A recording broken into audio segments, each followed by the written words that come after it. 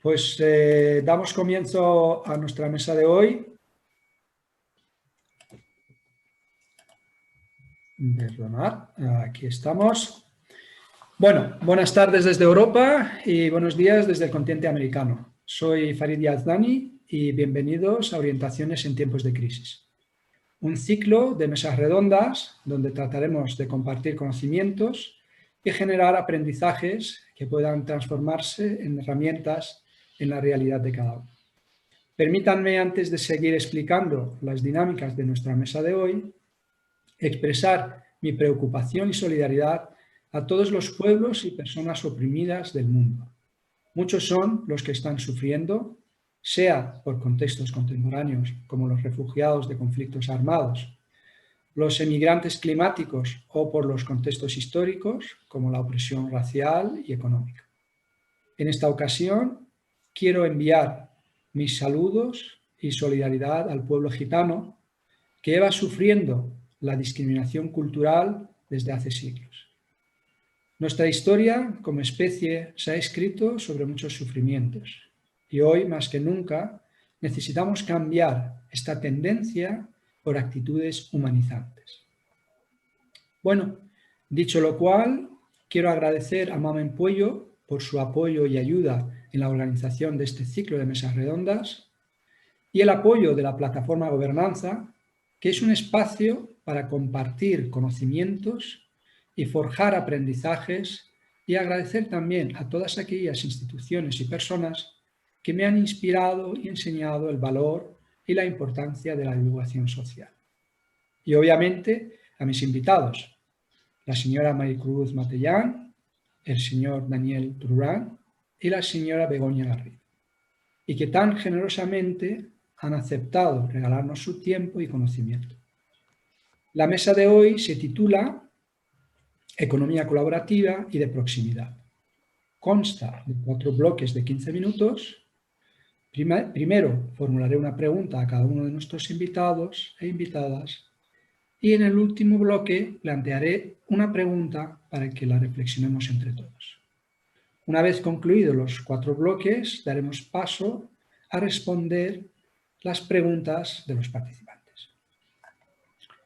Desde Madrid, buenas tardes, Maricruz. Hola, buenas tardes, Farid. Gracias por aceptar mi invitación. A Maricruz la conocí hace unos 3 o 4 años a presentarle un proyecto de talleres reflexivos para el alumnado de su instituto, Miguel de Cervantes.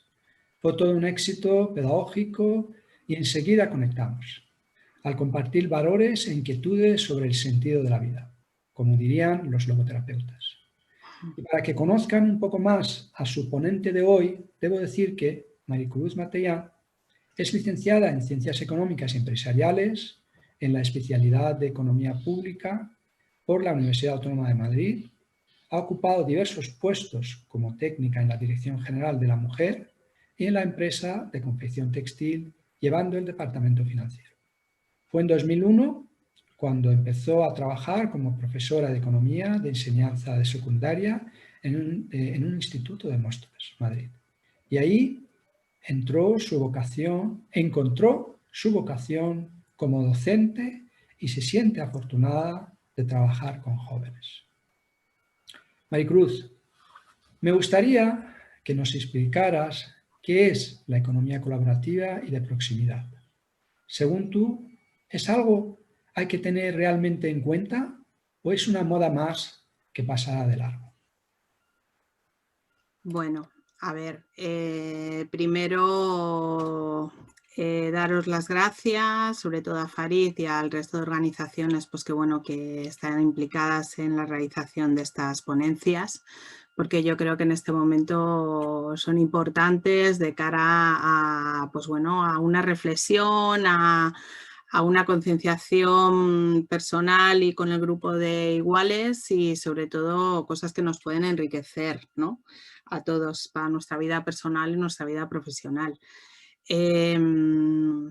Y bueno, pues agradezco sobre todo a mis compañeros, participantes y ponentes que estén aquí.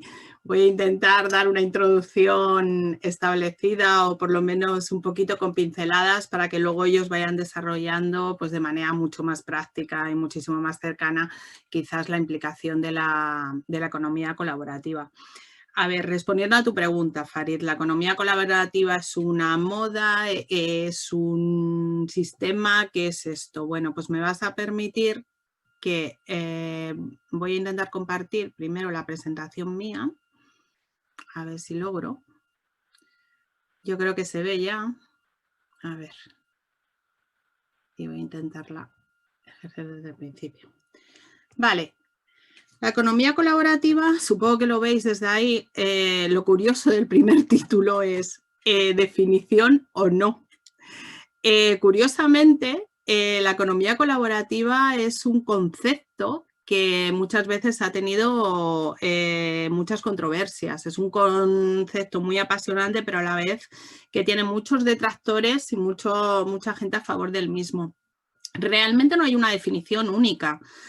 Porque si metemos una definición única, tenemos dos riesgos. Primero, de meter una definición tan amplia en donde directamente metamos determinadas actividades que son muy diferentes entre sí, incluso en determinados momentos, incluso en su orientación opuestas completamente. Y si buscamos una definición muy simple, pues probablemente hay muchas cosas, muchas actividades, muchas relaciones entre las personas que se quedarían fuera, ¿no?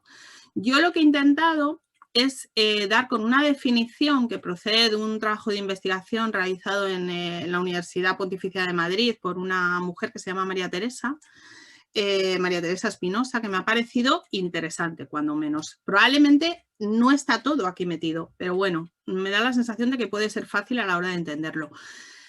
Ella dice que la economía colaborativa integra un modelo económico llevado a cabo entre individuos, un matiz importante. Esto es lo que luego se va a denominar peer-to-peer, que ya veremos un poquito en qué se puede basar. Este modelo económico consiste en el intercambio de bienes y servicios a través de una plataforma online. Yo matizo, no únicamente, pero en la mayoría de los casos va a haber plataformas digitales que permiten dar acceso a estos bienes y servicios a gran escala y con una eficiencia mayor que en un comercio más próximo. No proximidad, me refiero a un comercio más a la antigua usanza. Frecuentemente facilita el acceso también a servicios a la población sin que tengan la obligación de poseer esos bienes, de poseer esos activos. Y además crea oportunidades para personas que teniendo bienes los tienen en exceso, es decir, incluso ya veremos después que el matiz es que les sobran o directamente no los utilizan. Por tanto, implica una utilización más eficiente de activos físicos, que pueden ser vehículos, pueden ser habitaciones, pueden ser herramientas, pero también de activos intangibles, como puede ser el tiempo, como puede ser la experiencia, como pueden ser los conocimientos, por parte de la sociedad. Bueno, es una definición muy amplia. Yo como economista, en este caso, he tomado la decisión de empezar por la deducción, o sea, por una definición para luego deducir, en vez de lo contrario. Vamos a avanzar. Una de las cosas claras que tienen todos los gurús y toda la gente que habla de economía colaborativa es que hay un principio básico. El principio básico es que el activo o recurso que se utiliza para ofrecer el servicio esté temporalmente en desuso. Es decir, que sea un bien ocioso, que tenga carácter de valor de uso temporalmente infrautilizado, que es algo que no se está utilizando en su totalidad o nada. Al hablar de las economías colaborativas, los efectos económicos, medioambientales y sociales derivan de que el activo que se comparta esté infrautilizado. Todo lo demás, en principio, podría llamarse de otra forma, pero no formaría parte de las actividades de economía colaborativa, ¿vale? Bueno, para encuadrar todo esto, lo que vamos a hacer un poquito caso es que todo este modelo económico de economía colaborativa se centra sobre todo en el siglo XXI. No quiere decir que no existiera intercambio de bienes entre particulares antes, pero sobre todo tiene su boom a partir del año 2010 y sobre todo a partir de la crisis económica, ¿no? Del 2008 y del 2013. Yo he establecido determinados matices también que he encontrado que le dan sentido un poquito a ver el entorno de esa economía colaborativa.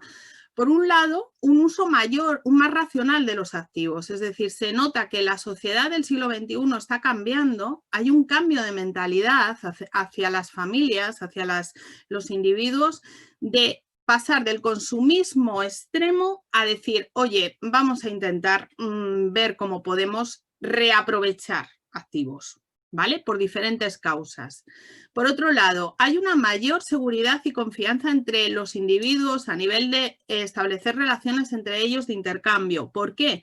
Porque las redes sociales e internet nos permiten conocer muchas cosas del otro. Entonces, eso en cierta manera nos da la seguridad de establecer ese intercambio. Tercero, la explosión de Internet y las nuevas tecnologías. Es decir, el hecho, no nos equivoquemos que las principales plataformas que posibilitan la economía colaborativa son digitales, con lo cual el hecho de que surjan esas plataformas va vinculado a una serie de redes sociales y de apps que cada persona puede descargarse en sus smartphones o sus teléfonos, verdaderamente importante. Luego, la crisis económica y financiera, que también le ha dado un repaso a las familias de cuidado. Podemos encontrarnos con problemas de falta de recursos financieros, nos podemos encontrar con problemas para llegar a fin de mes, con lo cual una alternativa es, por un lado, en vez de comprar bienes, vamos a utilizar bienes que otros han utilizado o bien compartir bienes con otros, y por otro lado vamos a obtener un recurso añadido que me pueda permitir a llegar a fin de mes, ¿no? Porque puedo ceder mis propios bienes, ¿no? En ese proceso. Cuidado que por ahí puede haber controversia, ¿no? Porque se dice que parte de estas sustituciones de ceder esos bienes, las críticas están diciendo que lo que están haciendo es sustituir una mano de trabajo no cualificada que se está quedando sin ese trabajo y con lo cual con la posibilidad de menos, vamos a decir, de menos recursos. Por otro lado, impacto medioambiental. También hay un cambio cada vez mayor en la sociedad, o mayor concienciación, ¿no? De que tenemos que buscar la sostenibilidad. Por lo menos un grupo de gran parte de la sociedad cada vez mayor dice, oye, yo opto por la ecología, opto por la sostenibilidad del planeta. Entonces, elijo la economía colaborativa porque pienso que también colabora en ese sentido, ¿vale? Luego, cada vez se buscan más experiencias sociales. No solo ya vale, se ha pasado un poco del individualismo a que cada vez la gente tiende más a compartir esas experiencias en grupo, ¿no? O sea, yo me meto en una plataforma colaborativa, cedo mi casa, una habitación de mi casa o cedo un hueco en mi coche, pero además estoy buscando esa relación social, porque evidentemente no me está garantizando solo el que me dé una renta a la persona que esté o el que esté en mi coche, sino que a lo mejor también lo busco porque también quiero tener una interrelación de vivencias, de colaboración, etcétera, ¿no? Y finalmente el trabajo flexible lo que favorece en este modelo es que se puedan establecer estructuras menos rígidas de trabajo, ¿vale? Como más a disposición de la persona, con su forma de conciliarlo también desde el punto de vista laboral y familiar. Cuidado que puede haber una trampa, porque es verdad que hay determinados modelos de economía colaborativa, entre comillas, que después han derivado en una cierta explotación de las personas que tenían a su cargo. Entonces, por ahí es por donde también pueden llegar también las controversias, ¿vale? Aunque el concepto como tal, el intercambio de bienes y servicios entre individuos, no es nuevo para la sociedad, sino aparece desde épocas ancestrales, es en este siglo XXI, como ya decíamos, donde la mayoría de los países del mundo consigue tener un impacto brutal, quizá por lo que hemos dicho previamente. Bueno, ahora voy a situar un poquito de dónde sale este concepto. En 2009-2010 hay una serie de profesores que dicen, bueno, vamos a intentar reflejar las prácticas que se están haciendo, ¿no? Entonces, sobre todo hay un libro que está creado por Raquel Botsman y Rob Rogers, que, bueno, ahí tenéis el título del libro, yo lo traduzco, es lo que es mío es tuyo, ¿no?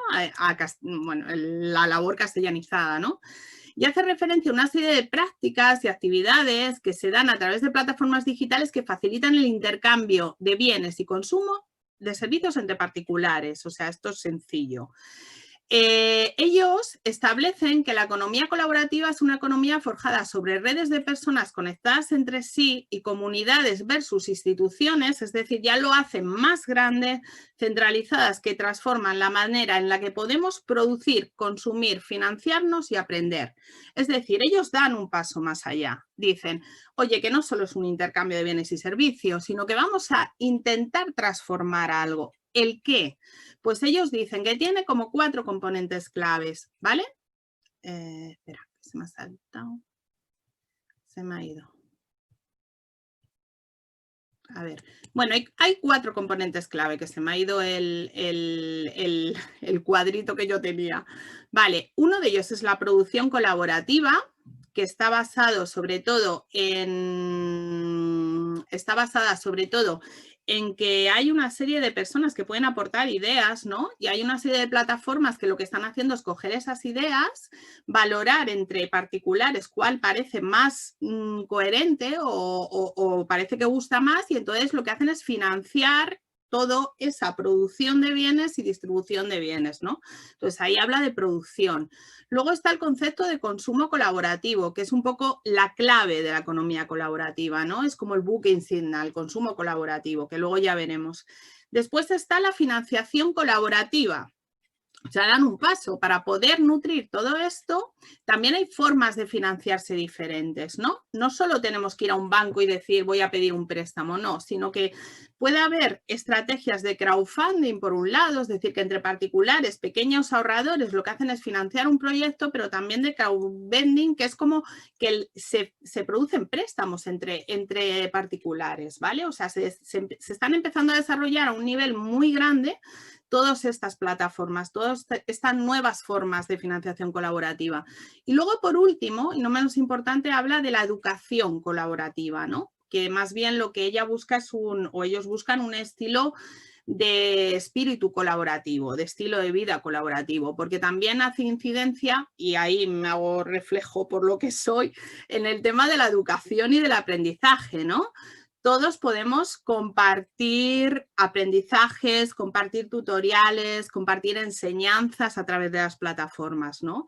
Y eso lo que hace es mejorar un poco todo el proceso, ¿no? Todo el crecimiento, tanto social como económico. Es decir, posibilitamos el acceso a gente que directamente de otra forma no podría llegar a ello. Bueno, eso es en lo que se refiere al concepto general de economía colaborativa por Grossman. Después ellos dicen en cuanto al consumo colaborativo, espera, disculpad un momento porque yo creo que al compartir a lo mejor se me ha ido es que quería que vierais el proceso de los esquemas que tenía. Bueno, sigo más o menos hablando. El consumo colaborativo lo que tiene principalmente son como 3 estrategias, que son por un lado, nada, se ha ido. Por un lado, lo que se denomina producto-servicio, que quiere decir que lo que enfocan es a que se cambie el concepto de la adquisición de un bien con la adquisición del uso de un bien, es decir, el proceso de un servicio. O sea, yo en vez de comprar un bien, pues lo que hago es ceder el uso de mi bien, o al revés, buscar a alguien que me ceda el uso del suyo. Eso es un primer bloque dentro del consumo colaborativo. Otro segundo bloque sería lo que llaman redistribución, mercados de redistribución, ¿no? Que sería, yo tengo un determinado bien el cual no utilizo, o sea, lo tengo en desuso total, y sin embargo hay otras personas que sí que quieren ese bien. Entonces yo me desprendo del bien, ¿no? Entonces ahí estarían todas las plataformas vinculadas pues, a lo que se denominaba pues, un eBay, quizás un Wallapop, etcétera, ¿no? O sea, poner en contacto particulares para realmente pues, que un bien vaya de un lado a otro. Y después ellos establecen que hay también un sistema del espíritu colaborativo, en donde dicen, cuidado, aquí no solo vamos a intercambiar bienes y servicios tangibles, vamos a intercambiar también lo intangible. Es decir, podemos intercambiar tiempo, podemos intercambiar aprendizajes, podemos intercambiar conocimientos. todo lo que entre dos particulares nos puede aportar el hecho de crecer. Entonces ahí está la clave también del consumo colaborativo. Bueno, luego teníais, espera, vuelvo a mi presentación un poco, desde el punto de vista de otros autores, sobre todo que también se ha ido, que es Jane LaHope, Juliet, establece dos clasificaciones, una que va por modelo de negocio y otra que va por tema de tipo de servicios. El intercambio por modelo de negocio, bueno, el intercambio por actividad sería muy parecido al de Brossman, pero establece las dos primeras son iguales, que es la recirculación de bienes, es decir, lo del intercambio, y el aumento de utilización de los activos como en el sentido de la cesión de activos, ¿vale? Pero luego ella incorpora, entre comillas, pues otros dos. Primero, a ver, esperad. El intercambio de servicios, es decir, aquí ella incorpora, esta nueva autora incorpora que puede haber servicio por servicio, incluso entre profesionales, es decir, yo puedo aportar el servicio de arreglar algo o puedo aportar el servicio de defender a una persona en juicio, pero a cambio de otro servicio, ¿vale? Es decir, es como lo del banco del tiempo, el trueque de servicio por servicio, etcétera, también se formaría parte de ello. Y finalmente el reparto de activos productivos, ¿vale? Que la cuarta categoría va más a la cesión más de espacios destinados a la producción que al consumo. Ejemplo, el coworking, ¿no? O sea, el compartir espacios donde lo que hago es ceder en horas un mismo espacio para diferentes negocios con los mismos, vamos, con una red de contacto similar, o incluso los marketplaces, perdón por mi pronunciación, que lo que hacen referencia es que comparten también herramientas, es decir, yo dejo el espacio y dejo las herramientas para que tú puedas hacer en ese momento lo que quieras, ¿no? Más destinado a un tema de producción, más que de consumo. Y luego también establece una clasificación según mercado y modelo de negocio, que es donde aparece el concepto de peer-to-peer, que es individuo a individuo, donde la plataforma tan solo establece de intermediario, es decir, las relaciones entre los dos individuos, pero también puede estar el business to peer, que quiere decir que los individuos tienen relación con una empresa y esa empresa es la que después proporciona el intercambio, pero cuidado, tiene que venir de otro particular, no de otra empresa. Ese es el matiz, porque se está metiendo dentro de economía colaborativa también determinados proyectos que son simplemente es una forma de maquillar el sistema tradicional. Entonces eso, desde determinados puntos de vista, no formaría parte de la economía colaborativa. Bueno, ya para ir un poquito más deprisa, bueno, aquí tenéis un poquito, se me han ido las ventajas, que quedaban muy bonitas, pero bueno, estaban ahí. Cuando hablamos de ventajas de la economía colaborativa, hablamos de ventajas económicas, ventajas sociales, ventajas medioambientales. Las económicas es que se ahorra bienes, se establece una manera más eficiente de gestión de los recursos, quizás. En lo social, sobre todo, destaca pues el generar una mayor relación entre las personas y una mayor sostenibilidad. Y en lo de medioambiental, pues sobre todo no abusar tanto de los residuos y cambiar un poquito el sistema lineal al sistema, vamos a decir, de colaboración, ¿no? Un sistema más vertical, un sistema más horizontal quizás. Los inconvenientes que curiosamente se han quedado, pues serían el problema de la regulación, porque es el principal inconveniente dentro de la economía colaborativa, es donde realmente las mayores controversias es quién regula esto, ¿no? ¿Cómo se regula? Realmente hay necesidad de una regulación de esa actividad, quizás ya no por el sector público, sino más bien por los entornos, ¿no? Donde se rodea, o incluso la propia autorregulación por las propias plataformas y los usuarios, para intentar frenar la competencia desleal, ¿no?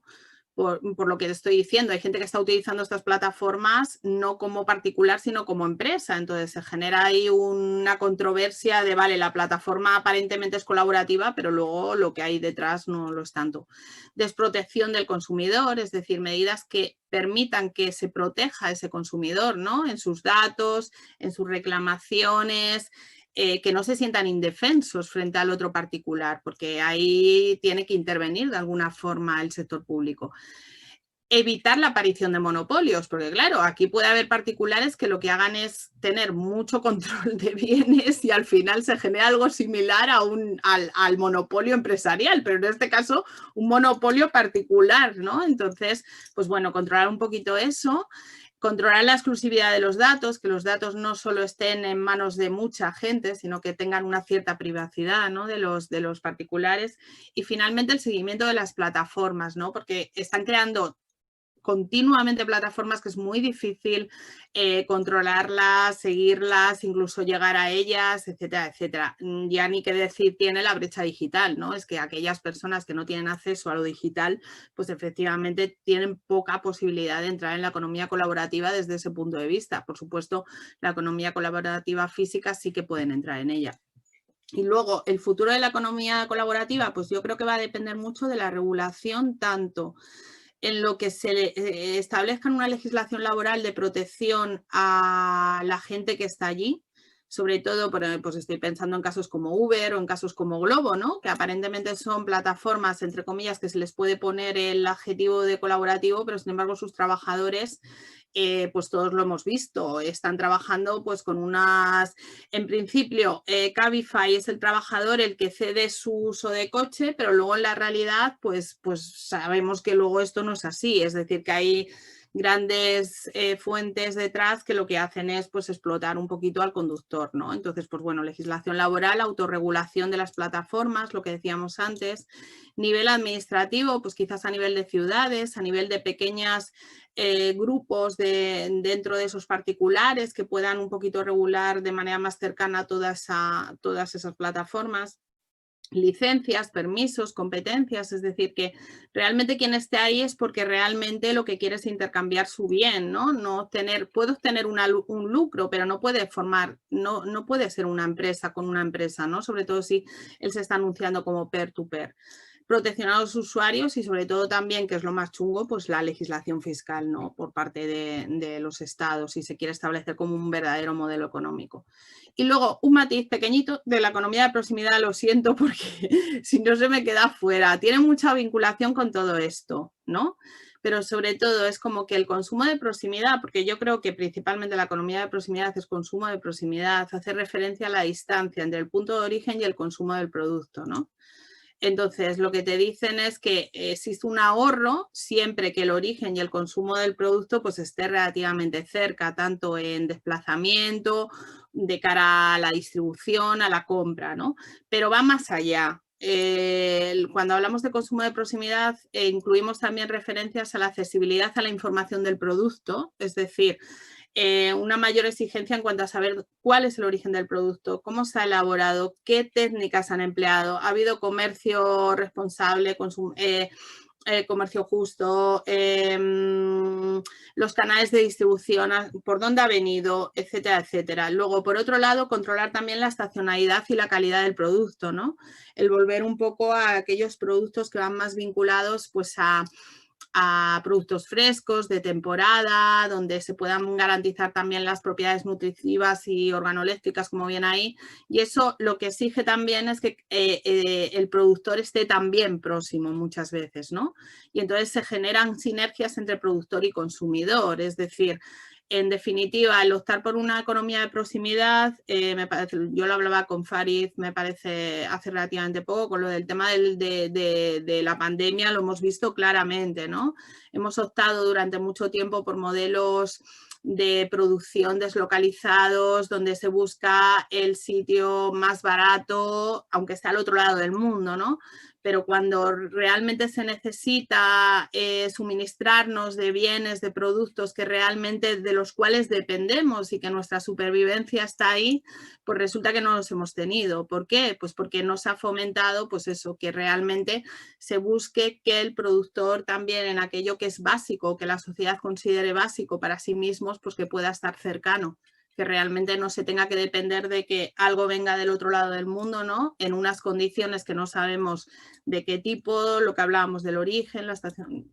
Y sin embargo, pues bueno, que se pueda buscar una economía más sinérgica con productores mucho más cerca y que posibiliten también, pues eso, pues ese desarrollo local que muchas veces es tan necesario, ¿no? y el contacto con lo que nos rodea. Bueno, pues lo siento por los problemas técnicos. Yo espero haber dado unas pinceladas un poco por encima para que mis compañeras puedan seguir desarrollando. Gracias. Gracias, Macu. Volvamos a la pantalla donde se nos ve a todos. ¿Has salido de compartir pantalla? Voy, espera. A ver si me deja. Stop. Ok. Vale. Perfecto, perfecto. Pues muchas gracias, Macu. Ha sido muy, muy aclarante, pues, muy lúcido, ¿no? De pues, cuál es el concepto, cómo es, qué entendemos, porque muchas veces podemos meter en el mismo saco muchas ideas y muchos conceptos y viene bien pues, tener un sustrato, como que era la idea, que exactamente qué significa la economía colaborativa y de proximidad, ¿no? Y a partir de ahí poder ver otros aspectos más pragmáticos y más prácticos de este modelo económico, ¿no? Que es el que vamos a explorar con Daniel y con Begoña, ¿no? Pues permítanme presentar mi siguiente invitado desde Madrid. Buenas tardes, Daniel. Buenas tardes. Gracias por lo del micro. Gracias por aceptar mi invitación. A Daniel le conozco desde hace muchos años y nos une una gran admiración. He tenido el placer de escuchar algunas de sus charlas donde rebosa su calidad humana y profesional. Para que lo conozcan un poco, les cuento que Daniel Turán es un apasionado formador que aporta una innovación útil a las empresas, personas y organizaciones que quieran prosperar, aprovechando los rápidos cambios que trae esta nueva era de la colaboración. Es actualmente director general de EBBF, Ethical Business Building, The Future, B Corp Ambassador en B Lab Europe, cofundador del Impact Hub Madrid, profesor de la innovación de impacto en la EOI, visiting professor en ESADE, IE y un largo etcétera más. Daniel, me gustaría que nos hablaras del papel de la empresa en esa construcción de la economía colaborativa y de proximidad. Para empezar, los verdaderos héroes aquí son los profes, puesto que he creado una pizarra un poco a ver, porque esos son realmente las personas que van a crear estas nuevas generaciones. Así que a los profes, muchísimas gracias, mis héroes en todo. Se me ha pedido de hablar un poco de este rol de la empresa en esos tiempos de crisis, cómo nos orientamos gracias con la empresa. Y al final de estos 15 minutos os voy a mostrar mi idea del tipo de empresa que realmente nos va a ser la más útil si quieres ser emprendedor para abarcar esta situación. Empezamos con, yo soy familiarizado con el movimiento de las B Corps. Ya suena bien el guión aquí, el movimiento global de personas que utilizan la fuerza de los negocios. Los negocios tienen varias cosas y tienen fuerza para bien o para mal, en este caso para generar un impacto positivo. Un par de ejemplos me llegan, por ejemplo, de este concepto de economía colaborativa. Es esto hashtag Tech for Good. Entonces, cómo la tecnología, que puede ser muy buena o muy mala, como sabemos, podría ser utilizada para cosas positivas. Luego copio el link, pero eso es un ejemplo donde, en este caso, Phoenix muestra cómo utilizan esta tecnología para mejorar el día a día. En este artículo muestran como 4 o 5 ejemplos de tecnología que se utiliza, que sea para evitar desperdicios o para compartir cosas sin tener que comprarlas o recomprarlas y varias ideas. Pero Tech for Good es un hashtag que está utilizado en muchas maneras. En este caso es un segundo por Paradigma, que es una otra empresa que acaba de llegar a ser B Corp. Y Paradigma trae esta situación muy interesante de propósito, cultura y tecnología con multinacionales, con grandes empresas. Entonces, este concepto de economía colaborativa toca startups, pequeñas empresas, medianas, pero también muy grandes. El impacto es muy, muy amplio y muy interesante y este artículo también merece la pena ser leído. Y el tercer ejemplo, donde se unen varias empresas, es este Waste Warrior. Es una iniciativa que ha lanzado Too Good To Go, que es otra B Corp, que lo que hace es, final del día, el restaurante se queda con comida. ¿Qué hacemos con esta comida? Con esta app tú vas y puedes comprar la comida del final del día o del final de la noche que el restaurante iría a tirar por un precio más barato y es una buena oportunidad para no desperdiciar. Y con este Waste Warrior lo que han hecho es no solo ellos mismos comprometerse, sino crear una red de empresas de todas dimensiones. Otra B Corp, Danone, se ha unido a esto para cómo podemos juntos bajar lo que es el desperdicio y de manera colaborativa, no yo un pequeña empresa, tu grande empresa, no quiero ni hablar contigo, sino encontrar maneras de trabajar juntos, de colaborar hacia algo que funcione mejor.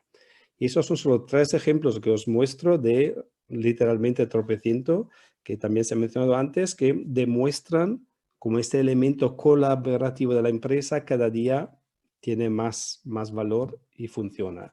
Y siempre es muy útil colaborar, pero sobre todo en tiempo de crisis. En tiempo de crisis solo no das abasto, ni consigues sobrevivir, necesitas colaborar con otros.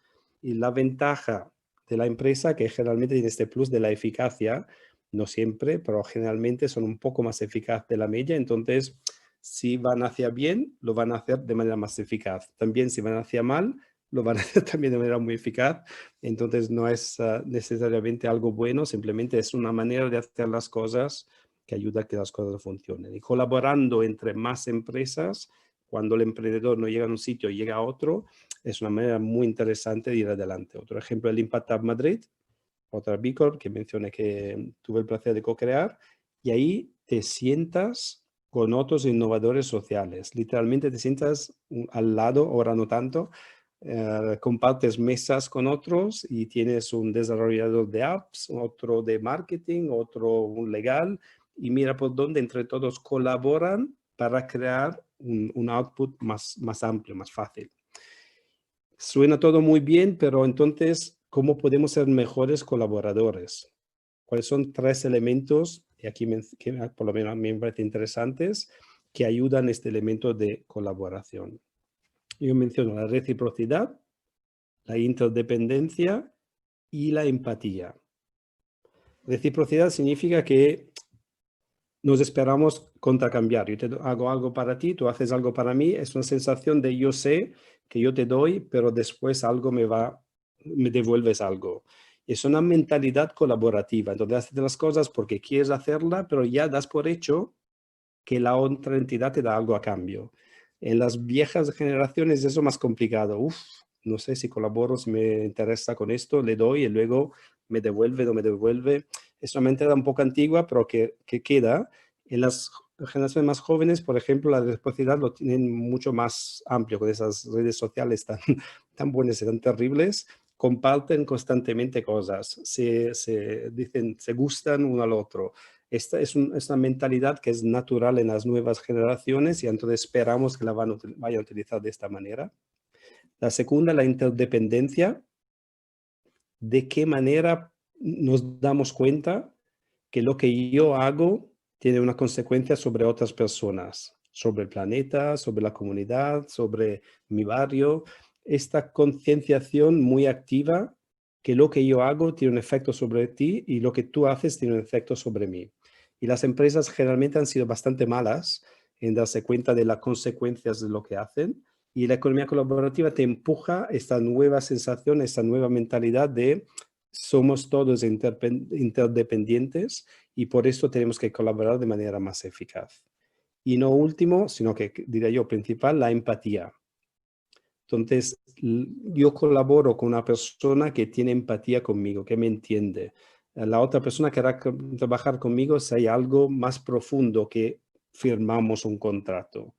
Entonces, aquí es donde este elemento que en pasado era una calidad débil, soft, un soft skill, ahora es una de las cosas más importantes. y todavía más en tiempos de crisis, donde estamos todos sin energía, sin esperanza, aterrorizado. Alguien que tenga empatía hacia mí, se abre esta colaboración de manera muy natural y se abre lo que es más importante, esta confianza que también en esas plataformas colaborativas es fundamental. Y esta confianza con estos tres elementos permite una colaboración más eficaz, pero no es fácil.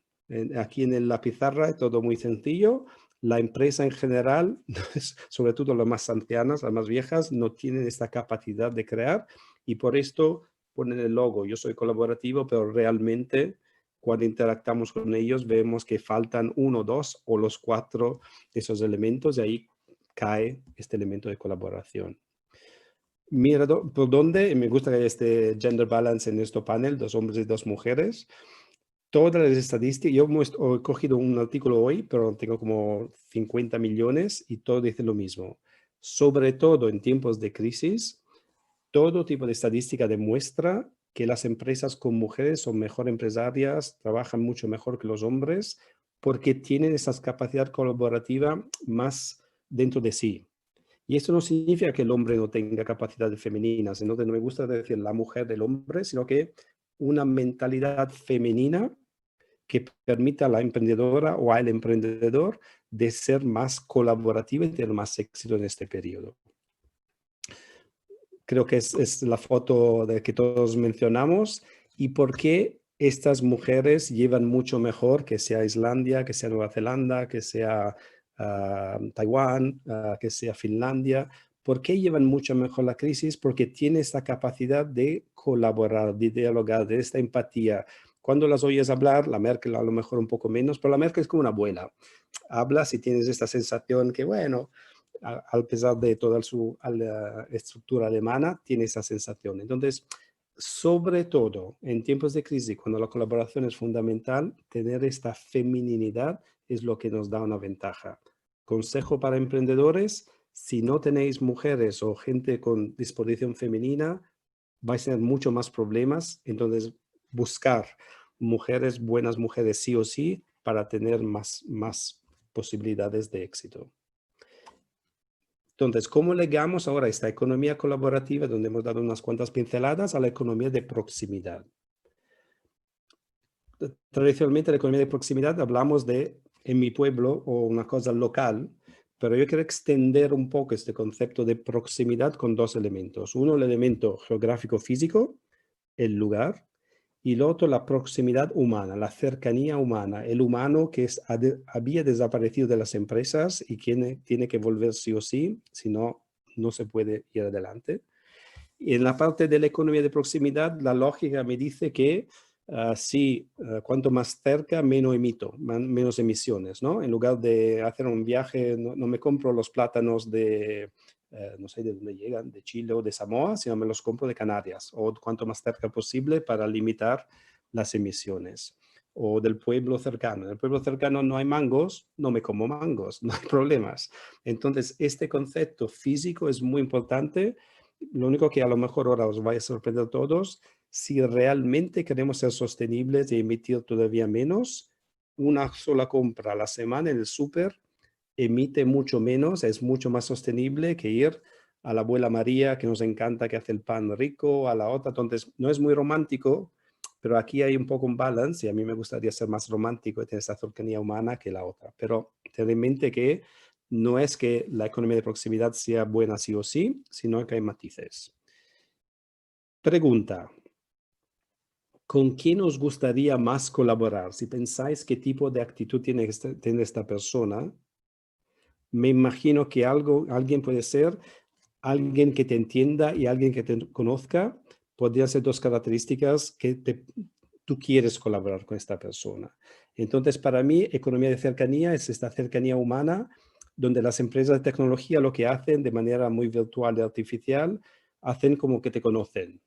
¿Cómo que has comprado este libro? Te aconsejo el otro. ¿Cómo que? Entonces tú ves que todas estas empresas intentan crear esta cercanía, intentan demostrarte que te conocen, pero lo hacen de manera fría con algoritmos. Lo romántico es de cercanía, pero mi pregunta es, en tu piso, ¿cuánta gente conoces y tienes cercanía? Entonces, en teoría, la cercanía humana sería la manera de hacer la empresa, pero no somos muy buenos en crear cercanía humana. Ahí un buen emprendedor sabe hacerlo de distintas maneras, pero conlleva esta cercanía de este tipo. Y luego a mí me da un poco de miedo cuando hablamos de proximidad, que no nos aislemos, ¿no? Esta imagen es muy buena, demuestra a la derecha, la isla, hay una barrera, me imagino, muy alta, y todos los ricos con piscinas y todo lo demás, a la izquierda los pobres. Entonces a mí me da un poco de miedo, en España, en el mundo, hay ese aislamiento, mi área, mi comunidad, mi región es mejor y no me interesan los demás. Me gustaría no crear esas barreras, no crear la proximidad que aísla, sino algo un poco más amplio. Entonces, a mí me gustaría extender esta cercanía, esta proximidad, y al ser Bahá'í, yo tengo mis ideas, y mira, mi idea sería esta: extender un poquitín la proximidad a la tierra. Entonces, reimaginar este concepto de una tierra como un solo país y la humanidad, sus ciudadanos. No es fácil, pero una de las primeras misiones, esta es la primera foto que se hizo de la Tierra, decirme aquí dónde está Torrelodones, dónde está la barrera entre Cataluña y Andalucía. Entonces, creo que todos estamos sonriendo, pero decir, qué tontos que somos si lo pensamos un momento.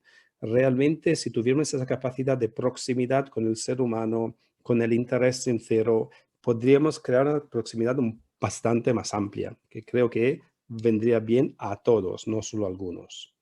Entonces, os dejo con esta empresa ideal, que para mí será la empresa que realmente funcionará en el futuro, que serán estas, las que yo llamo micro multinacionales. Empresas presentes en varias partes del mundo, con un alma muy fuerte, con una sensación de pequeño, de cercano, pero con la capacidad de abarcar continentes. Y sobre todo, que sean empresas útiles. Gracias. Gracias, Daniel. La verdad que ha sido magnífico tu intervención y da gusto, ¿no? Con mucha claridad has expuesto, ¿no?, los puntos. Además, cuando estabas comentando lo de la empatía, enseguida me vino a la mente esa capacidad de empatía es que la herramienta necesaria para lo que dijiste justo a posteriori, que es la confianza, ¿no? Es decir, sin esa empatía, realmente el activo principal que hace falta para, como el pegamento, para unir las personas para luego la construcción de esa empresa, no surgiría, que sería la confianza, ¿no? La confianza es el activo principal. Pues permítanme presentar a mi siguiente invitada.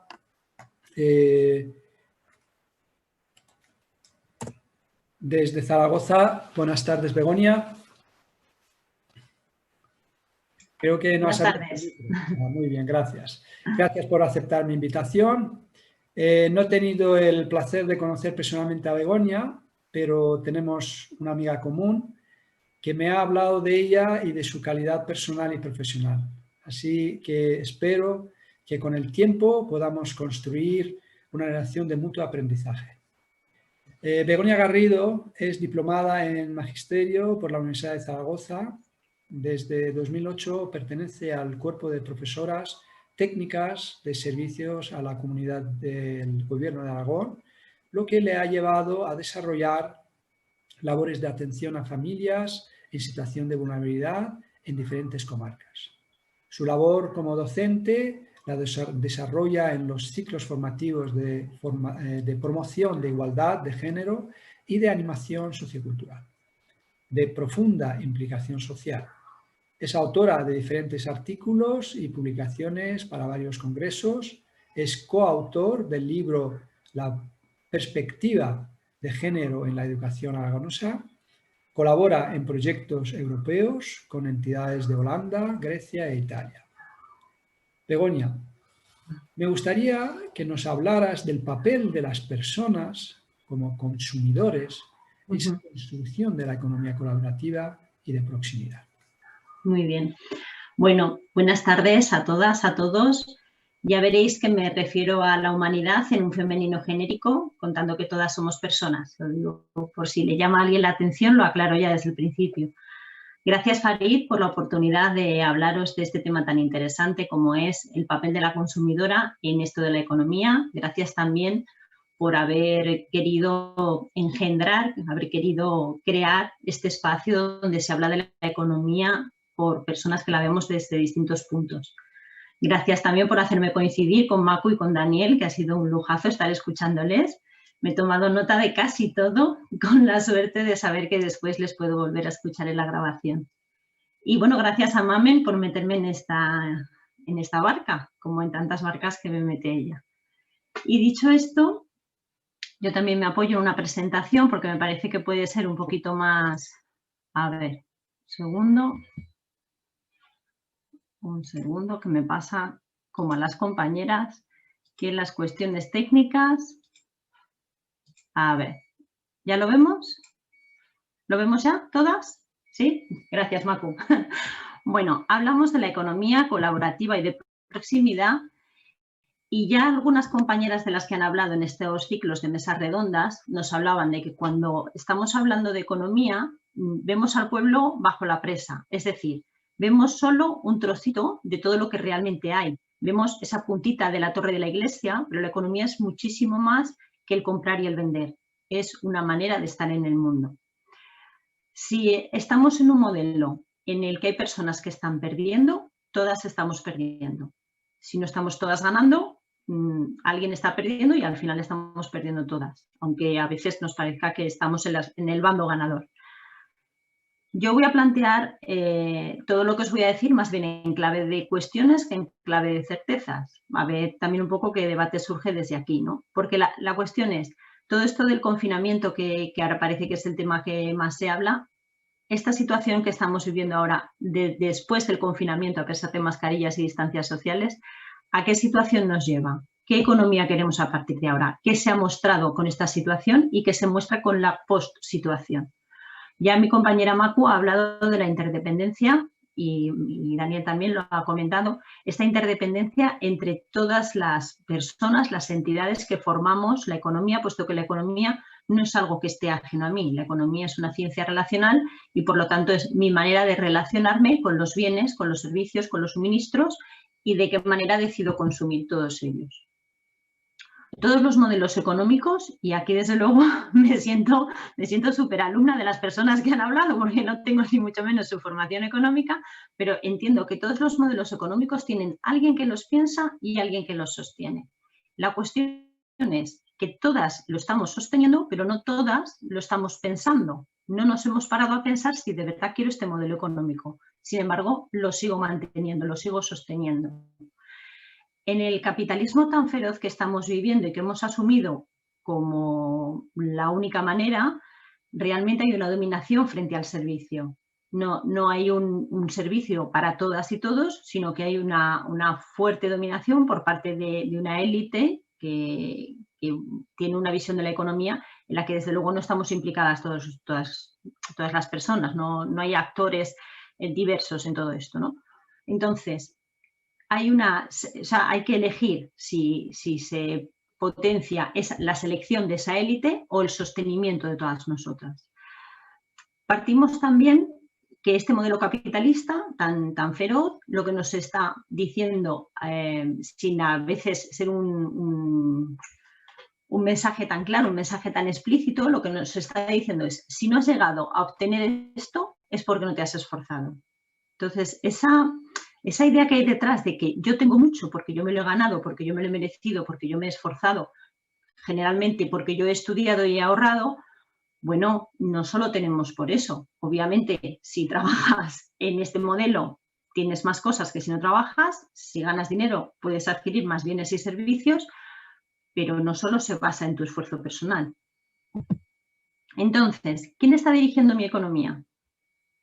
Y yo os contesto, yo dirijo mi economía, porque yo soy protagonista de las decisiones que estoy tomando. Obviamente, tengo una cuota de participación en esas decisiones menor que otras personas. Hay muchísimos nombres que ahora se nos vienen a la cabeza. Mi cuota es pequeña, pero mi cuota es real y yo la quiero ejercer. En el momento en el que yo soy responsable de lo que consumo y de lo que no consumo, soy protagonista de mi economía.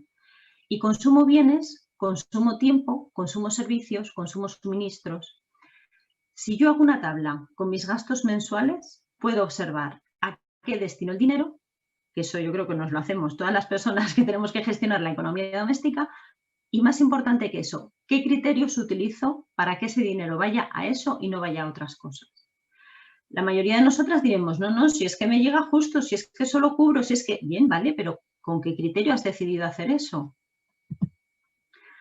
La idea de que yo tengo derecho a consumir sobre la idea de que yo tengo derecho a elegir mi consumo. ¿A qué me refiero esto? Muchas de nosotras tenemos una frase del tipo de, hombre, pues si no me voy a poder tomar una cerveza al día, hombre, pues si no voy a poder irme de vacaciones, hombre, pues entonces ¿para qué trabajo?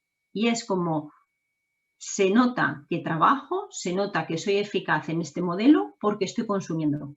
Entonces, por eso digo, esa idea de que yo tengo derecho a consumir frente a la idea de yo tengo derecho a elegir si consumo lo primero y en caso de querer consumir, ¿cómo es ese consumo? Se hace mucho hincapié en reciclar y, vale, sí, vamos a reciclar, pero antes de reciclar vamos a reusar y vamos a reutilizar, que es que se nos está olvidando los distintos usos de los bienes y de los servicios antes de reciclarlos. Y esto viene a lo mismo que la primera idea. Yo decido consumir en cuanto a darle un nuevo uso a esto que tengo delante o yo decido consumir en cuanto a volver a adquirir de nuevo un producto o un servicio. Claro, si yo lo que quiero es reusar y reutilizar, antes de hacer ese consumo tengo que plantearme qué materiales quiero utilizar. Obviamente, si quiero reusar algo, no puedo comprar los mismos materiales que si no me lo estoy planteando. Entonces, mis decisiones en el consumo, lo primero es si consumo o no, que esa nos la planteamos muy pocas veces, y luego, ¿qué tipo de consumo quiero? Porque tanto si consumo o no, esa decisión como el tipo de consumo que quiero van a afectar a mi salud, y hablo de la salud física y la que no es tan tangible, va a afectar al grupo al que yo pertenezco, en este caso, pues a mi barrio, a mi ciudad, a mi familia, todo lo que supone grupo humano. El grupo humano al que pertenezco, y ahí me refiero ya más pues, a la sociedad a la que yo considero que pertenezco, que en este caso es la europea, blanca, de clase media, y al planeta. A distinta escala, sí, pero todas se ven afectadas de lo que yo estoy haciendo en este momento. No hay ninguna decisión de lo que nos estamos refiriendo ahora que no afecte a todas esas facetas. La cuestión es, ¿me quiero quedar solo en una de ellas o quiero realmente ser responsable cada vez que tomo esta decisión? Insisto que para mí la importante es si consumo o no. A partir de que te planteas eso, el resto ya va como más seguido, más seguido, eso es. El consumo, bueno, se habla de muchísimas cosas cuando hablamos de un consumo justo, de un consumo sobre todo respetuoso con el medio ambiente y demás. Se habla de consumo responsable. Y consumo responsable, vuelvo a la idea que estaba diciendo anteriormente. Para mí un consumo responsable es el que haces cuando de verdad necesitas eso. Pero claro, necesitarlo de verdad. No ahora necesito una camiseta negra porque la que tengo negra está un poco gris. Bueno, eso igual no es necesitar. Un consumo responsable es realmente de las cosas que necesito, las adquiero. Por ejemplo, ¿cuántas lámparas llego a tener en casa? ¿De verdad necesitas todas? Yo no necesito todas las que tengo, aún así me las he comprado. Es decir, que el hablar de esto no me pone por encima de tenerlo ya todo adquirido, ni mucho menos. Pero el hecho de estar decidiendo qué compro y de qué manera, el tipo de suministros que utilizo, si solo utilizo la red eléctrica, si utilizo gas, si utilizo butano, si utilizo los bienes de transporte público, si utilizo mi coche, si voy en bici, ahora con los patines, bien. El consumo de comercio justo. Esto ahora está más en decadencia, al menos en Zaragoza, pero ha tenido su auge hace pues como 10, 15, 20 años y bueno, era lo más que no necesariamente está acorde con el comercio de proximidad que nos planteaban tanto Macu como Daniel.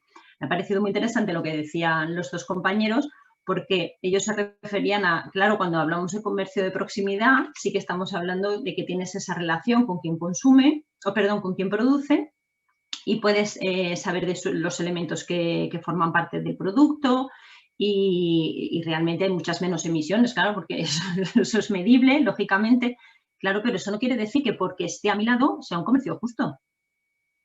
Quien me está vendiendo los tomates pueden ser unos tomates maravillosos, pero no necesariamente está cobrando la persona que trabaja lo que tiene que cobrar o está respetando la naturaleza como la tiene que respetar. Entonces, parece que si haces un consumo de comercio justo, estás comprando el café de Nicaragua o el café de Chiapas o el café de Egipto de algunas zonas, no solo porque sean de esos países, sino porque se trabaja en ese tipo de comercio. Y si lo compro de proximidad, estoy apostando por otro tipo de cosas. Y a mí me parece que es que nos metemos ya en un berenjenal que nos lo tildaba también Daniel, ¿no? En su exposición, cuando decía, a ver, si lo que queremos es emitir cuanto menos, pues hago una compra cada mucho tiempo y hago toda la compra de vez y en un solo sitio. Y entonces decimos, no, es que eso no es lo que queremos. Lo que queremos es el producto local. Entonces tengo que ir a varias tiendas. Ah, no, pero es que también quiero que se respeten los sueldos fijos, o sea, los salarios, y quiero que se respete a la naturaleza y quiero, entonces me lo tengo que comprar y ya entras ahí en un bucle que al final dices, mira, que se lo pido a Amazon y que me traigan la compra, ¿no? Y claro, no es lo que queremos. Bueno, yo por lo menos no es lo que quiero. El consumo ecológico, claro, ya no solo comercio justo y proximidad, sino respetando el máximo posible a todo lo que tiene que ver con la madre tierra. Pero claro, a veces que lleve el sello ecológico es tal coste para quien lo está produciendo que luego para quien lo tiene que consumir, pues claro, también repercute. Y a veces, bueno, las personas que me conocen más de cerca, por ejemplo, saben que yo compro la miel en un sitio que no tiene ni etiqueta. Yo sé de dónde sale esta miel. A mí me merece más la pena, pero lógicamente no la puedo ir vendiendo por ahí. Entonces, al final, el consumo, yo creo que hay que ir a parar a que tenga conciencia social. Claro, para eso tienes que conocer mucho tu red. Para eso tienes que emplear tiempo en conocer tu red. No te van a dar una guía de usted va a comprar con conciencia social si va a estos establecimientos. No, esto es un empleo de tiempo. Y volvemos otra vez al principio. ¿Quiero consumir? Sí. ¿Qué quiero consumir? Y una vez he entrado en esas decisiones, ya decido dónde compro cada cosa y con qué criterio la estoy comprando, claro. Entonces, ¿qué compañías suministradoras conozco? De luz, de gas, de gasoil. ¿Cuáles son las que conozco? De las que conozco, ¿cuáles se parecen a los criterios que yo les pido? ¿Cómo consigo esa información? Yo no la tengo, ¿vale? Pues como la he conseguido. Esto es muy fácil si lo hacemos en red y es mucho más difícil si lo hacemos de una en una a las personas. Pero es que, vuelvo otra vez, la economía es relación y si no nos estamos ayudando en hacer otro tipo de economía, no va a salir. ¿Dónde suelo comprar los bienes que utilizo habitualmente? Y lo mismo que he dicho antes, ¿cómo decido que mi compra sea allí? La base de esto, ¿qué es lo que quiero? ¿Qué es lo que deseo? ¿Y qué es lo que necesito? Es que veo a Macu haciendo así con la cabeza y es que yo creo que en esto estamos todas las personas que decidimos seguir en este proyecto que comenzó Farid, es esa la base. ¿Qué es lo que quiero? ¿Qué es lo que deseo? ¿Y qué es lo que necesito? ¿Compro por necesidad o por impulso? Bueno, yo creo que nos contestamos solas. ¿Compro por escasez o compro más de lo que necesito? A mí en esto me hizo caer una de mis primas que es graciosísima, porque ella me dijo, compro tomate frito porque no hay, pero no sé si lo voy a usar. Ella va a la despensa, no hay tomate frito, pues lo compra, pero igual no lo utiliza hasta dentro de 8 días. Y yo pensé, ostras, yo hago la compra así, yo hago la compra por lo que falta en mi casa. No me estoy planteando qué recetas voy a preparar. Obviamente compro alimentos que son habituales en mi cocina, pero aún así es que me llamó mucho la atención esa reflexión. ¿Busco obtener los productos de manera inmediata? Yo creo que esto cada vez más. O sea, o me lo traes dentro de media hora, ya no lo quiero. Y es como, a ver, o sea, ¿eres capaz de hacer una compra mensual, sobre todo de todo lo enlatado, pero luego eso lo necesitas esta tarde? ¿Que nos estamos volviendo locas o qué? En el momento en el que no lo tenemos ya de ya, y yo pienso que no hace tanto que las cosas iban en barco, por Dios, ¿cómo ha cambiado tanto el cerebro para que tengamos esa inmediatez? Y claro, en todo esto que llamamos consumir, no está solo quien produce y quien consume, están todas las personas que llamamos intermediarias o intermediarios. Esas personas, ¿cuál es su papel? Además de estar en medio, lógicamente, pero en medio, ¿para qué? ¿Qué hacen? Sé lo que hacen, ¿eh? Estoy preguntando al viento, ¿qué están haciendo esas personas? ¿Por mi consumo o en contra de mi consumo? Surgen, a raíz de estas elucubraciones, hace muchos años que surgen ya supermercados tejidos a base de masa social. Yo participo de uno de ellos aquí en Zaragoza y por eso fue que Farid me invitó a hablar de todo esto. Luego os hablaré un poquito más de ello. ¿Existe el consumo en grupo? Sí, y todas. Yo creo que conocemos lo que son los grupos de consumo, que es un poco la idea que yo estaba empezando antes, ¿no? Es, yo quiero este tipo de consumo para mí, quiero este tipo de suministradores de mis productos y de mis servicios para mí, pero lógicamente sola me va a ser más difícil llegar, con lo cual contacto con, en este caso, Daniel Farid Macu, seríamos más gente, seríamos 10, 12 personas, familias, que decidimos, formamos un grupo y cada una se va enterando de un tipo de productos y dónde lo podríamos conseguir. Se pone en común esa información y se decide, sí, esto lo consumimos aquí. Pues los cereales, los lácteos, la proteína animal, pues un poco lo que se decidirá dentro del grupo. Claro, una cosa de la que apenas se habla es el consumo de redes sociales, pero eso nos hace estar en una inmediatez continua y en una necesidad hiperactivada, que no sé si existe esta expresión, pero yo creo que es la que define un poco el necesito ya y quiero ya. Y hay otro dato muy curioso. ¿Sabíais vosotras que 15 correos electrónicos al día supone el mismo coste de energía que hacer 1000 kilómetros con un coche? A mí me dejó pasmada el dato. O sea, nos parece que no estamos utilizando papel, por ejemplo, y entonces no estoy contaminando. 15 correos electrónicos al día en mi trabajo no es nada. No, o sea, eso no es nada. Y yo creo que Macu, si también está en la enseñanza, bueno, y Daniel ya ni me puedo imaginar los que puede recibir al día. Y las personas que me estáis escuchando. O sea, ¿cómo estamos consumiendo energía? Por supuesto tiempo, pero energía eléctrica en este caso, por las redes sociales. Ya no lo que las redes sociales nos invitan a consumir, sino ese coste. En el confinamiento lo hemos notado. Las facturas de luz tan exageradas, lógicamente, que han venido porque estábamos todos, pero no solo para el trabajo, sino porque era la manera de conectar en ese momento. Y el consumo de la propiedad intelectual. ¿Cuál es el precio humano de esto? Porque no hablamos de eso, pero eso es algo que todas estamos consumiendo. Esto que estamos haciendo ahora es un compartir propiedad intelectual. ¿Por qué decidimos estar escuchando un sábado por la tarde estas cosas? ¿U otras? ¿Y por qué copiamos? ¿Y por qué descargamos sin licencia? ¿Y por qué pirateamos? ¿Y por qué tantas cosas? ¿Qué hay detrás de ese consumo también, no? A mí me llamó mucho la atención que hay empresas dedicadas a conocer qué es lo que estoy consumiendo. Es que de verdad que yo pensaba que esto era de la tele, pero no, es verdad, hay empresas dedicadas a conocer qué es lo que estoy consumiendo utilizando mis datos de ubicación y mis datos de tarjeta. Es increíble, yo voy al centro comercial que hay cerca de mi casa, como a 15 minutos andando, y si llevo los datos del móvil puestos, se sabe que estoy yendo ahí. Y si además hay un gasto recogido en mi tarjeta, se sabe que he consumido, pero además en qué comercio lo he consumido. Y hay empresas que esos datos los tienen. Y digo yo, ¿pero cómo que los tienen? ¿Quién ha decidido que los tenga? Y la cuestión es, ¿para qué los quiere? Claro, pues porque entonces puede decidir cómo reorientar mi consumo. Claro, cuando tú eres consciente de esto, dices, un momento,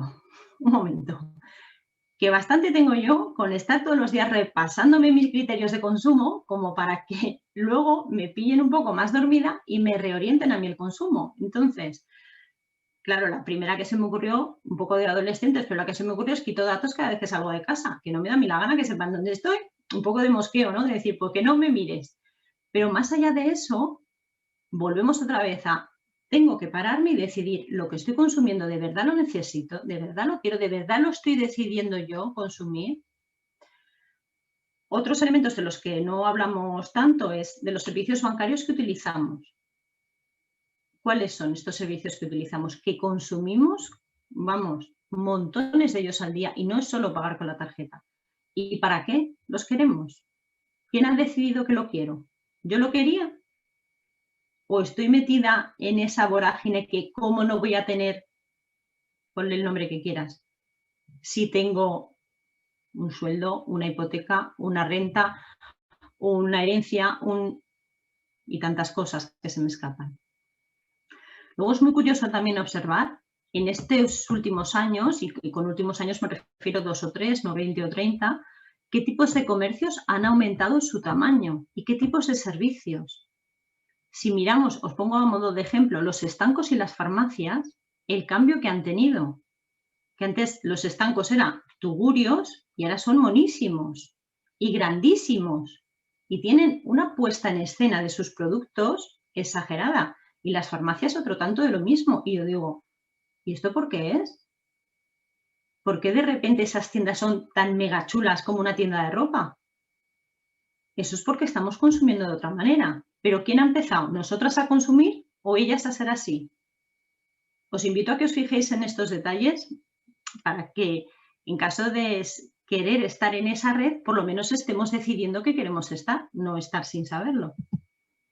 A vecinales del supermercado que os hablaba, que existe en Zaragoza, que existe en otros sitios, desde luego, y esto fue desde distintos grupos de consumo que estábamos en la ciudad, dijimos, bueno, aun estando en grupos de consumo, no llegamos a todos los productos que querríamos. Y obviamente, juntos los grupos de consumo, vamos a llegar a más productos y a más productores, claro.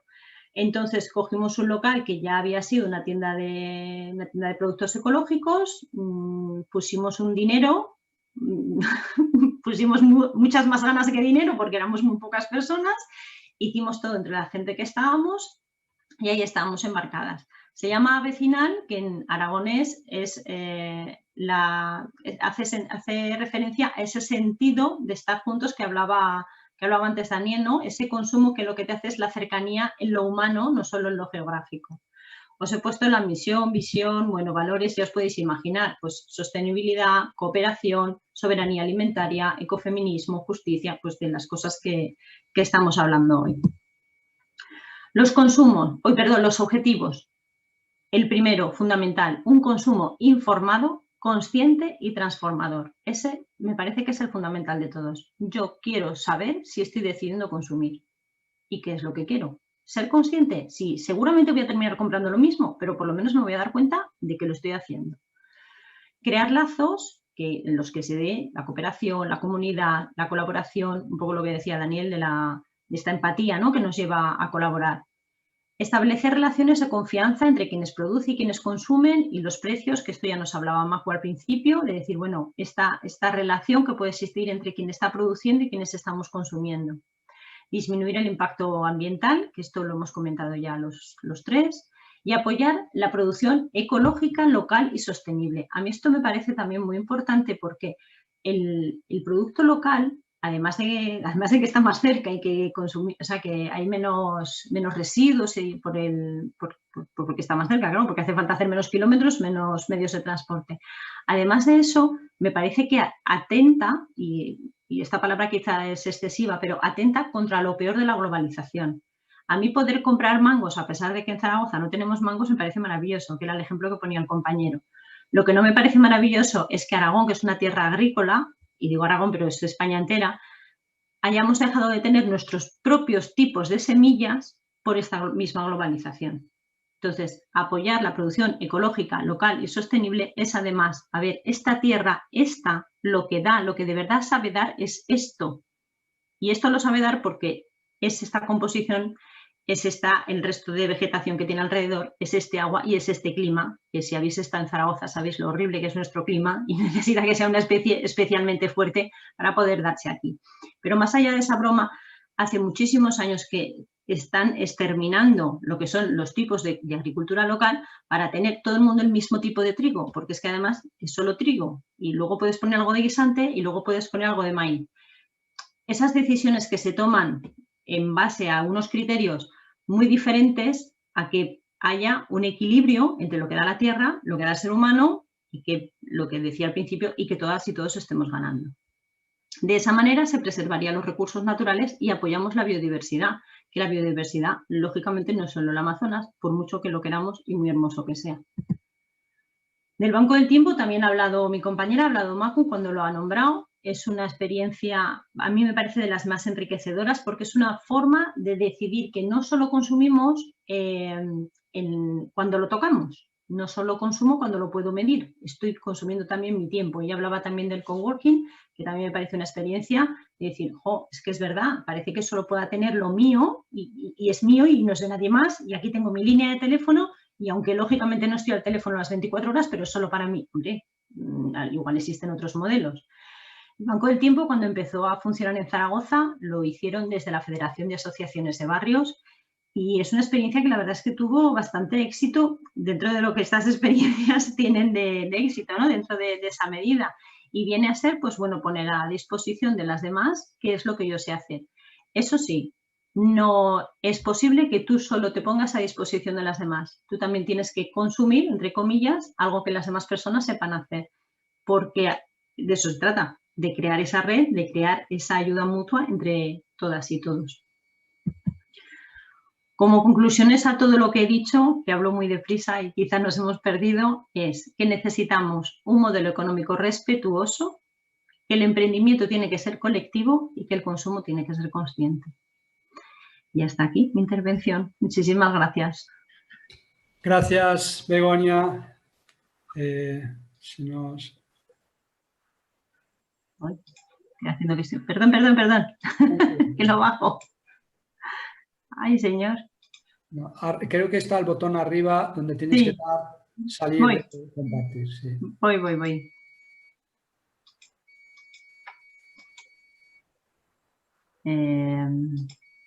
Espera que lo que me está pidiendo, sí. Ya está, perdón, ya. Bueno, pues muchas gracias, Begoña. La verdad que también ha sido tu exposición muy, muy lúcida y muy interesante, pues para situarnos como individuos, como personas, nuestra responsabilidad y lo que nos corresponde a nosotros. Al fin y al cabo, la suma de todos hace que las cosas sean de una manera o de otra, ¿no?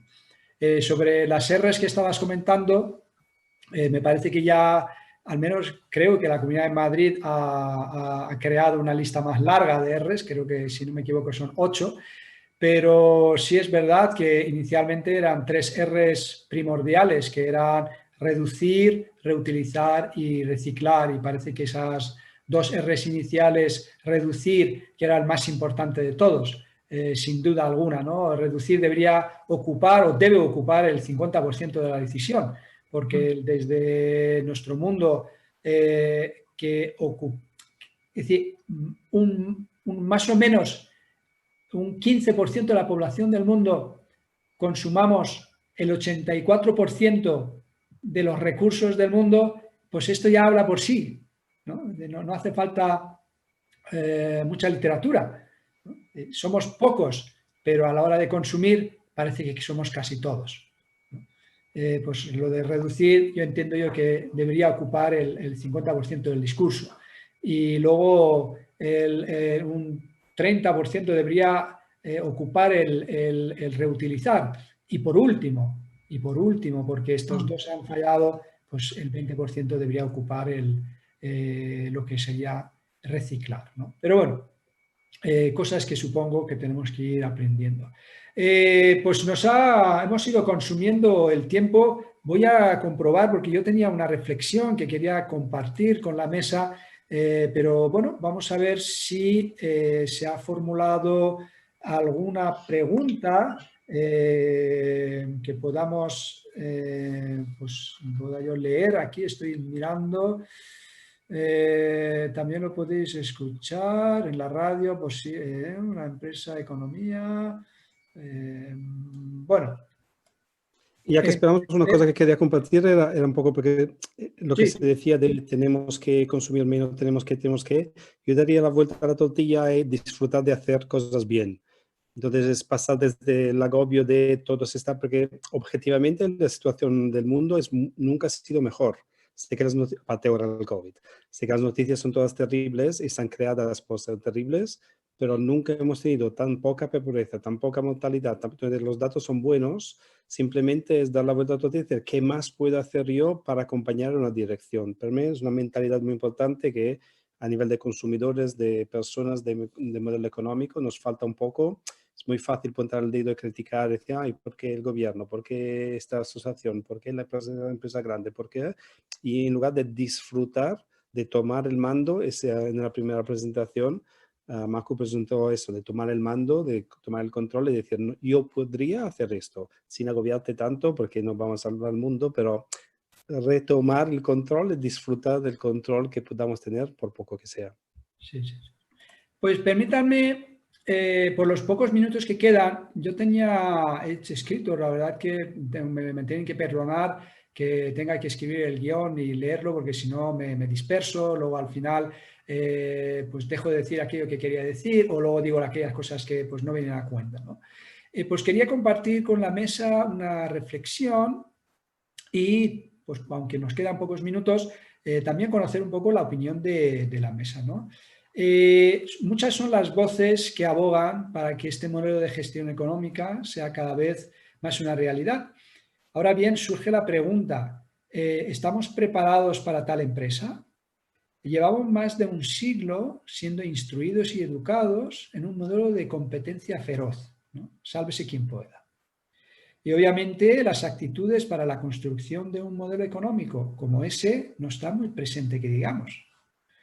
Puede ser que entonces, más que una cuestión meramente técnica, se trate de realizar un cambio profundo de paradigma, de desarrollar una cosmovisión capaz de conjugar el interés personal con el colectivo. Desde el misticismo y la ciencia nos advierten que tanto el instinto como la tradición ya no son capaces de formular con suficiente rigor y energía las respuestas a los desafíos que nos aguardan hoy en día. Me gustaría saber también la opinión de la mesa. Es un poco de reflexión que hago yo.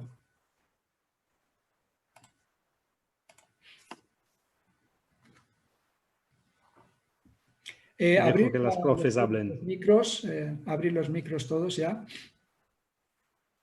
Begonia tiene cerrado el micro, Marco también. Pues es en esa reflexión que hago yo, realmente estamos preparados para ese cambio. ¿Tenemos la materia prima o no lo tenemos? Porque, fijaros, recuerdo un día hablando con un gran amigo ecológico, pero un gran personaje, además cambió de vida realmente, se marchó de Madrid para crear una granja eco-espiritual. Nunca había oído yo eco-espiritual.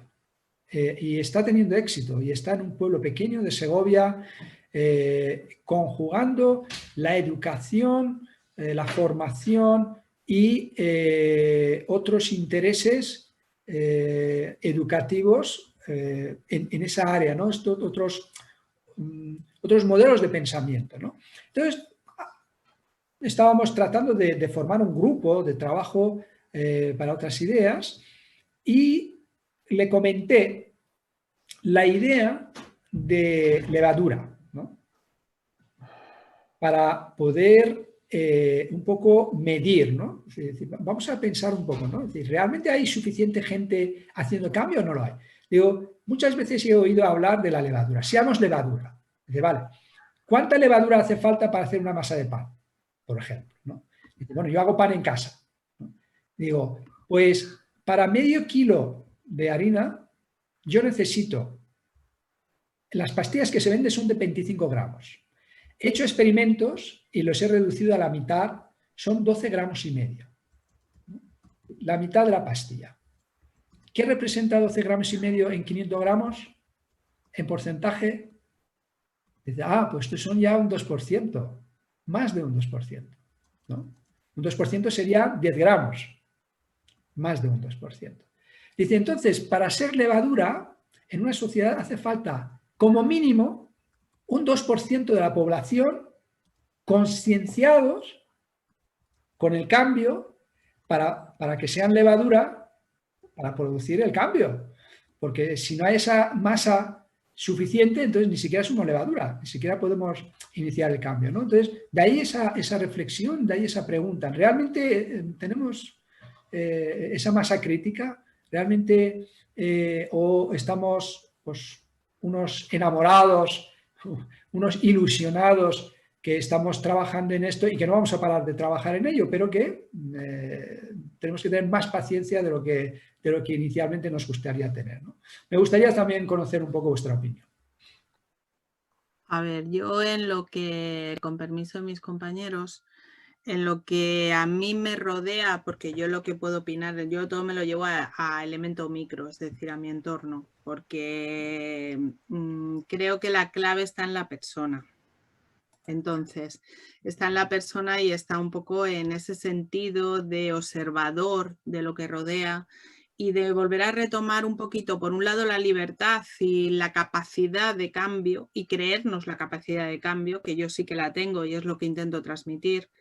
Y sobre todo una cosa que también me ha gustado, por un lado de Begoña, que la clave, bueno, lo que ella ha dicho de que el verdadero concepto de necesidad es lo que está detrás, yo me dedico a ser el observador de mis propias necesidades. Pero cuidado, sin el juicio, sin la crítica. Ahí es como en vinculación con Daniel, yo creo que es la clave. Tenemos que encontrar el disfrute de las cosas, hacer las cosas porque para cada uno de nosotros encontramos esa motivación. Si yo encuentro la motivación de cuando consumo, cuando me relaciono, cuando intercambio, cuando hago todo a un nivel económico y social, porque todo forma parte de una integración dentro de mí, lo hago desde la motivación o lo hago por lo menos desde el disfrute, creo que está la clave. Porque eso es algo que, por ejemplo, a mí me han enseñado mis alumnos. Como no hagas las cosas desde el disfrute, desde lo que a ti te llega, al final no llegas a nada, ¿no? Entonces yo lo que veo es que las generaciones actuales, un poco como decía Daniel, comparten con nosotros esa idea de su propia libertad, ¿no? Y la defienden, la siguen defendiendo, en eso somos iguales. Lo único que están sobreestimulados, ¿no? Que es en función de lo que dice Begoña, ¿no? Begoña decía la inmediatez. La inmediatez viene de la sobreestimulación, o sea, estamos totalmente sobreestimulados por todo lo que nos rodea y la sobreestimulación te dice ya, venga. Entonces, lado bueno que nos ha venido la pandemia, que nos ha quitado la sobreestimulación. Es decir, llega un momento en donde la infosicación que te rodea, tomas la opción personal, y ahí hablo de mí misma, de decir no más. No quiero más infosicación. Quiero relacionarme con el que tengo al lado, con la realidad de mi vida, con el entorno. Entonces, yo creo que cada vez, y esa es yo creo que la oportunidad que ha tenido esta crisis o esta pandemia es que nos ha colocado en nuestro sitio. Nos ha colocado a lo que decían mis compañeros. ¿Y ahora qué?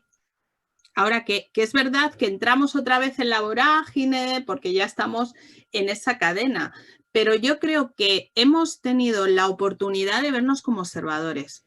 Y si mantenemos esa oportunidad, si mantenemos ese observador, es como un poco lo que decía Begoña, vale, yo caigo en el capricho, ¿no? Porque cuando yo consumo sin tener necesidad y sin tener carencia, tengo un capricho. Todos tenemos caprichos, pero por lo menos lo sé. Y realmente, si quiero tener caprichos, lo haré, pero si no quiero tener caprichos, también lo voy a llevar a cabo. Y yo creo que los chicos en ese sentido tienen un sentido crítico todavía más desarrollado que nosotros. Y en parte lo que dice Daniel, que tienen una ventaja y es verdad, esa colaboración. Ellos entienden muy bien lo del intercambio, el intercambio no de bienes, el intercambio de todo. Es decir, tú te relacionas conmigo, yo te doy esto, pero no desde un punto de vista, entre comillas, egoísta, sino que forma parte de su normalidad. Entonces, yo creo que en ese sentido son mucho más colaborativos, todavía tienen ese sentimiento de grupo y yo creo que son una oportunidad. A mí me sorprenden cada día. Entonces, yo creo que poco a poco, a veces pensamos que somos islas, pero realmente yo creo que poco a poco la conciencia sí que está cambiando. Por lo menos a todo el mundo le ha llegado como un espejo. Como un espejo. Luego ya la casualidad es que empleemos ese espejo y digamos, vale, bien o quitemos el espejo y sigamos. A mí me parece que el tema del capitalismo yo creo que tiene los días contados, ¿eh? Es un modelo completamente que está, y yo creo que todo el mundo sabe que está en caída, que no sabemos en dónde estamos ahora, pero yo creo que no es en un capitalismo, no es en un sistema neoliberal, es el cambio hacia algo. No sé qué, si te lo digo sinceramente, pero desde luego creo que es diferente. Pero para mí, justo ese es el punto, que la gente ahora nunca ha sido tan con sed de alternativas y decir no sé qué, sé que es humano, no está tan bien. Lo ideal sería empezamos a estudiar qué y hacer algo. Y no te digo yo lo que está bien, sino unímonos. Y esta reunión que nos ha brindado Farid es perfecta. Unímonos, escuchamos, investigamos, intentamos entender por qué ocurren las cosas. No solo, uy, ha ocurrido eso, ahora es acción, reacción. Claro. No, espera un momento. Antes de mi enfado, de mi reacción, ¿por qué ha ocurrido eso? ¿Cuáles son las razones subyacentes que han hecho que esta persona haga esto, que este economista haga esto, que eso? Entenderlo nos ayuda entonces a decir, vale, lo ha hecho por estos principios, te quito estos, los sustituyos con nuevos y ahora reconstruimos desde estos nuevos principios de unidad, justicia, de lo que realmente nos une como seres humanos a algo que todos estamos de acuerdo. ¿Quién no quiere justicia? Pocos. Entonces, investigar qué es justicia, donde para mí, en lugar de decir eso no está bien, tiene que bajar, y me gustan los activistas hasta ahora, pero me gusta todavía más la gente que crea algo nuevo y no sola, sino en conversaciones inteligentes, que escuchan sin decir que lo mío es correcto y lo tuyo no, que aprenden de todos. Ese es el momento de crear algo nuevo. Yo tengo algunas ideas, veo algunas cosas que están surgiendo, pero es esto, no decir a la gente, esto tiene que caer, a ver qué pasa, porque si no es el cinismo entra, ¿no? Vale, he visto esto, sí, pero no me das nada, entonces sigo donde estoy o voy a peor o me pongo todavía más enfadado. Empezar a abrir ventanas, puertas, oportunidades. Esto de las B Corp, que no es perfecta, pero son esos movimientos donde la gente se encuentra, se reconoce y une a personas en algo que dices, aquí es mi familia, no es una certificada, es una familia. Y hay que crear más familias de estas. Y bajo mi punto de vista es también lo espiritual. Entonces, cada uno tiene su espiritualidad y hay que respetarlo, pero nos falta una conexión con algo que nos une. Cuanto más nos bajamos de nivel, cuanto más cada uno piensa lo suyo y le falta este elemento de estar juntos. Y para mí una espiritualidad sana, buena, positiva, que mira al bien, sinceramente, que acumula la gente, es algo que podría elevar nuestras conversaciones y hacer que nuestras conversaciones tuvieran éxitos más plenos, más bonitas las conversaciones, más interesantes, y luego llegaríamos a mucho más de lo que nos podríamos esperar. Sí, yo por aportar ya al final, realmente yo creo que el punto está en concebir la economía como una relación con, es un encuentro con. Si estudiamos la historia, los fenicios vinieron por mercadear, los griegos se movieron por, las grandes rutas transatlánticas se movieron por el comercio. O sea, es nuestra manera de establecer relaciones. Esto del ejemplo que ha puesto Daniel de comer los mangos y aquí, desde luego, en el campo de Belchite no los tenemos, pero que no es solo eso, es que ya la ruta de la seda estuvo. Es que siempre hemos querido esa manera y eso es lo que yo creo que este tiempo atrás habíamos perdido. Saber que es una relación en la que estamos con otras personas y eso es lo que, insisto, tenemos que decidir. ¿Qué relación quiero con la naturaleza? ¿Qué relación quiero con las demás en esto que llamamos economía? Y nada más que aportar, que encantada de haber coincidido con vosotros. Gracias, amigos, gracias. Hemos ya superado un poco nuestro tiempo, pero bueno, esa es la ventaja de plataformas digitales, ¿no? Que uno puede sobrepasar el tiempo y no ocurre nada, ¿no? Pero ha sido la verdad que maravilloso. Muchísimas gracias por vuestras aportaciones. Bueno, lo que pretendemos aquí obviamente no es solucionar y dar soluciones al mundo, sino es aportar nuestro granito y que cada persona que nos ve pueda transformar, ¿no?, estos conocimientos, en estas ideas a su propia realidad, ¿no? y que al final sirva de herramienta para cada uno en su propio contexto, ¿no? Una vez más, muchísimas gracias. Me queda por anunciar nuestra próxima mesa que será una mesa también tan maravillosa como la mesa de hoy. Tendrá un tema, la verdad que yo creo que muy, muy apasionante. Se titula Economía política y el sentido en el siglo XXI. Trataremos de hacer un constructo, de hacer una visión hacia el futuro, ¿no? De qué modelos de política, qué modelo económico y qué modelo de sentido, ¿no? Sentido, porque curiosamente toda la existencia, todo el universo para el ser humano necesita tener un sentido. Nuestra existencia requiere de un sentido. Y curiosamente el sentido no está en la materia, ¿no? Y es lo más curioso para nosotros, ¿no? Nace de otro lugar, ¿no? Es el que da valor, es el que da sentido a nuestra propia existencia, ¿no? Entonces es bueno también explorar, ¿no? En ese campo qué modelos, qué ofertas, qué existe, qué hay en nuestro entorno que nos pueda ayudar a encontrar nuestro sentido de la existencia, nuestro sentido de la vida, nuestro sentido en absolutamente en todo, ¿no? Os invito a nuestra próxima mesa, que será el sábado 11 de octubre a la misma hora, a las 6:30 de la tarde. Tendremos también invitados de excepción, como hoy. Y una vez más, muchísimas gracias por vuestra aportación y por vuestra presencia. Hasta la próxima vez. Muchas gracias. Adiós. Adiós, gracias. ¡Viva los profesores! Gracias. Hasta luego. Adiós. Gracias. Bueno, hemos